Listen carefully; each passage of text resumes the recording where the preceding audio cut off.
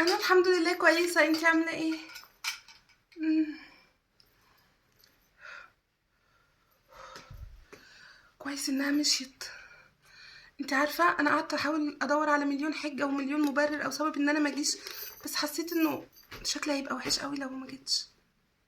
خاصه انه ان إن انا لازم اطلع واتكلم. انا خايفه قوي من الموضوع ده بجد.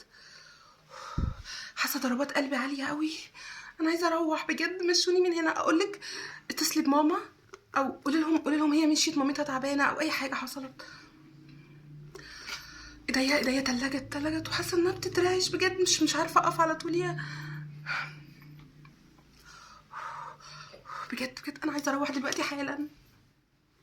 انت عارفه وانا في البيت حاسه ان انا بتكلم كويس جدا، وممكن اقول كل اللي عندي، وعندي فعلا كلام كتير حلو. بس لما بحس ان في ناس كتير او كده، حاسه ان انا هطلع غلط او كل واحد هيقيمني بقى وكده. مش عارفه. طب تفتكري اللي انا حضرته كويس؟ انا بعتلك الفيديو امبارح، شفتي اللي انا حضرته كويس؟ انا بعرف اتكلم ها؟